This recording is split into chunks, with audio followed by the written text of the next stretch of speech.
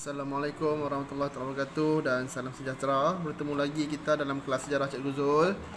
Bagi sejarah tingkatan 3, kita masih lagi dalam bab 1, iaitu perbezaan strategi kuasa barat untuk menguasai negara kita. Okey. Dalam topik ini kita akan membincangkan apakah strategi-strategi yang digunakan oleh kuasa barat untuk menguasai negara kita. Okey. Dalam strategi ini terdapat pelbagai kaedah yang digunakan oleh pihak barat. Okey, contohnya kalau kamu tengok dalam slide yang ditunjukkan, Portugis menggunakan strategi fizikal, iaitu peperangan untuk menjatuhkan Kesultanan Melayu Melaka. Manakala Belanda pula dia menggunakan strategi serangan dan juga perjanjian dan pakatan kuasa-kuasa barat untuk mendapatkan tanah jajahan. Dan British menggunakan strategi diplomasi, iaitu diplomasi ini apa dia? Diplomasi ini ialah mengambil kesempatan terhadap sesuatu perkara dengan cara yang bijaksana. Apakah kaedah dia? Dia menggunakan faktor isu-isu setempat. Okey, contohnya perebutan kuasa. Dia bagi tahu, okey, hang berebut ni, aku boleh tolong hang ni, cara dia macam ni, dia pujuk, dia pujuk dan juga dia menggunakan hasutan untuk memiliki ataupun menjajah negara kita. Okey.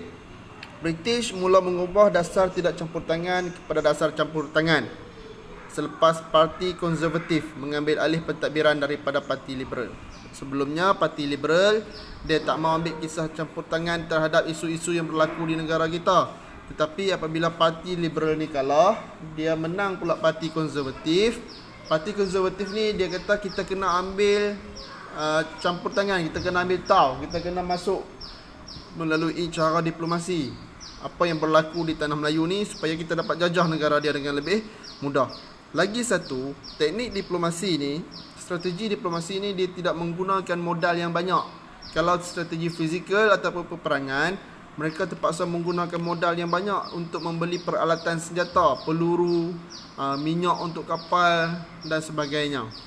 Okey, manakala diplomasi hanya menggunakan idea ataupun percakapan saja, kan, menghasut supaya pemimpin-pemimpin yang berada di tanah Melayu pada ketika tu termakan dengan hasutan mereka untuk menyerahkan kuasa kepada mereka dengan cara yang mudah saja.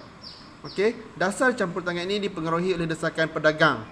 Okey, pedagang-pedagang British minta kepada kerajaan supaya campur tangan, supaya kalau kami pergi berdagang di kawasan tanah Melayu, kami rasa selamat kalau British yang jaga situ. Sebaliknya kalau British tak ambil alih tanah Melayu ni mungkin jadi hak orang lain, mungkin jadi hak Belanda. Jadi bila jadi hak Belanda, kami nak pergi berdagang, orang Belanda dah tak suka kami, mungkin depa perdagangan kami akan terganggu, kapal-kapal kami akan diserang. Jadi mereka mendesak supaya kerajaan British yang dipimpin oleh Parti Liberal, Parti Konservatif, supaya mengambil alih tanah Melayu agar mereka dapat berdagang secara aman. Governor Harry Ott telah digantikan oleh Andrew Clark. Andrew Clark untuk memaksa pemerintah tempatan menerima naungan dan campur tangan British. Okey, kita tengok bagaimanakah kaedah campur tangan ini. Okey, kamu tengok perbezaan di antara ketiga-tiga kuasa barat, iaitu British, Belanda dan Portugis. Okey, British dia ada lebih kurang 8 strategi yang digunakan. Mula-mula dia manipulasi, dia ambil kesempatan. Kemudian dia ugut. Berdasarkan bila dia dah ambil kesempatan, dia ugut supaya pemimpin tempatan, dia desak supaya pemimpin tempatan ni bekerjasama dengan British. Kemudian dia tipu, dia buat tipu helah, dan dia adakan perjanjian, pakatan, pajakan. Last sekali dia menggunakan juga serangan fizikal. Manakala Belanda terus dia mai bawa kapal perang, dia terus serang dan dia terus tawan negara kita dan negara di Indonesia, dan juga Portugis masa dia menawan Melaka, kota Melaka satu ketika dulu. Okey, kita tengok Belanda. Belanda dia menggunakan serangan fizikal, perjanjian dan juga pakatan. Okey, serangan fizikal ni ialah dia telah menyerang Pulau Pangkur dan juga Kuala Perak, kerana di situ merupakan kawasan monopoli pengeluaran biji timah. Okey, kenapa di Pulau Pangkur dan Kuala Perak? Pulau Pangkur ini merupakan tempat penyimpanan bahan-bahan galian seperti biji timah yang diambil di kawasan Hulu Perak. Okey, semua kawasan lombong-lombong timah di Perak dibawa ke Pulau Pangkur untuk disimpan. Dan Kuala Perak juga merupakan tempat pelabuhan yang membawa muatan-muatan biji timah. Okey, yang kedua ialah berperang dengan Selangor dan Rembau kerana bimbang penguasaan Selangor terhadap Selat Melaka. Yang ketiga, berperang dengan Johor disebabkan perselisihan perdagangan. Yang keempat, berperang dengan Johor sekali lagi dan Selangor kerana perebutan perairan Selat Melaka. Okey, daripada aspek perjanjian, mereka mengadakan perjanjian dengan Perak pada tahun 1650 untuk mendapatkan biji timah. Dan pada tahun 1786 dengan Selangor sehinggalah Sultan Ibrahim setuju jual biji timah kepada Belanda. Okey, dan dia berpakat pada tahun 1641 dengan Johor untuk menewaskan Portugis di Melaka. Pada tahun 1824 pula British berpakat dengan Belanda sehinggalah termeterainya perjanjian Inggeris-Belanda. Okey. Manakala British pula, kamu tengok di situ, mula-mula British telah membuat serangan fizikal. Okey. Dia dah pujuk, Dul Said tak mau ikut. Pada tahun 1831 dan 1832 pun dia mulalah menyerang kawasan di bawah pengaruh Dul Said. Sehinggalah dia membedil Kuala Terengganu dan meminta Sultan Omar tidak campur tangan dalam perang saudara di Pahang dan masalah tahta Sultan Mahmud Lingga. Okey, dia bagi warning lah, kalau hang masuk campur, kami sekali-sekali dengan hang, kami kacau, dia kata. Perjanjian mendesak Sultan Perak, Sultan Selangor, Yang Tuan Seri Menanti dan Sultan Pahang untuk menerima naungan British. Apa janji dia? Dia kata kalau kamu terima naungan kami, kedudukan kamu sebagai raja ataupun sultan, sebagai pembesar terjamin. Kalau ada orang main kacau, kami akan jaga kamu. So kamu tak payah bimbang dah. Jadilah raja sampai bila-bila selagi kami jadi penaung negeri ni, tahta kamu akan selamat. Contoh perjanjian yang diberikanlah. Akhirnya Sultan Brunei bersetuju mengiktiraf James Brooke sebagai raja di Sarawak. Okey. Dan strategi yang ketiga ialah ugutan desakan. Mereka telah mengugut Sultan Selangor dan Pahang agar menerima residen. Apakah fungsi tugas residen?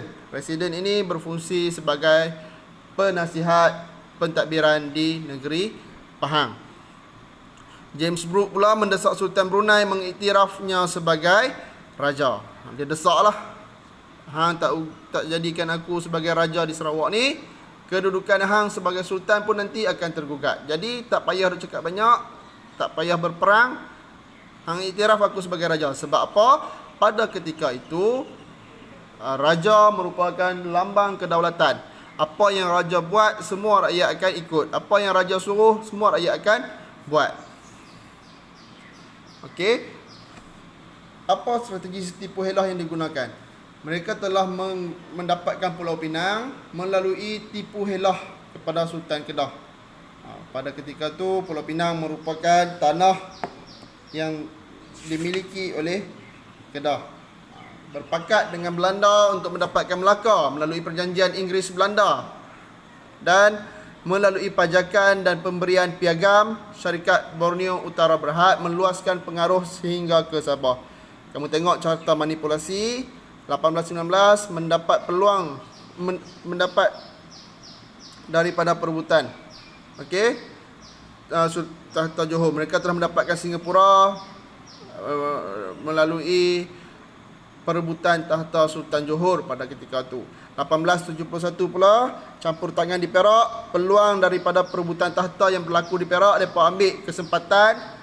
Mereka telah menyokong seorang raja untuk menjadi raja di Perak. Akhirnya British telah ambil kesempatan sehinggalah mereka dapat bertapak di Perak.